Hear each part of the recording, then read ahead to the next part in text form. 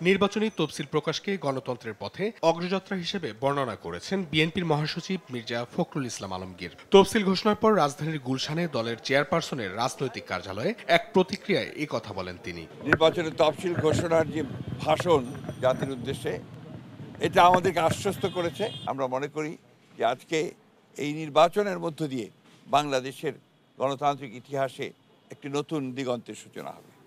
একইভাবে নির্বাচনী তফসিল ঘোষণাকে স্বাগত জানিয়েছে বাংলাদেশ জামায়াতে ইসলামী। বৃহস্পতিবার রাজধানীর মগবাজারে দলটির কেন্দ্রীয় কার্যালয়ে ব্রিফিংয়ে দলের সহকারী সেক্রেটারি এহসানুল মাহবুব জুবায়ের বলেন, তফসিল ঘোষণার মধ্য দিয়ে নির্বাচন নিয়ে অনিশ্চয়তা কেটে গেছে। কিছুটা অনিশ্চয়তা ছিল, কিছুটা সন্দেহ সংশয় আমরা ছিলাম। তো আজকের প্রধান নির্বাচন কমিশনারের ঘোষণার মাধ্যমে সেই সংশয়ের অবসান হয়েছে। জাতির সাথে সাথে আমরাও মোবারকবাদ জানাচ্ছি এবং এই ঘোষণাকে আমরা স্বাগত জানাচ্ছি।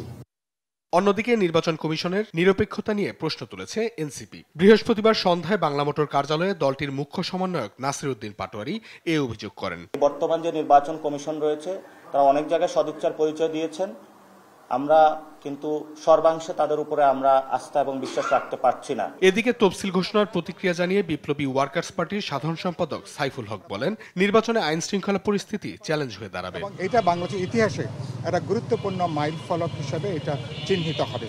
কিছু চ্যালেঞ্জ আছে এখনো পর্যন্ত, আইন শৃঙ্খলা পরিস্থিতি, জননিরাপত্তা, ভোট কেন্দ্রের নিরাপত্তা, ভোটারদের নিরাপত্তার ব্যাপারে পুরোপুরি আশ্বস্ত হওয়া যায়নি।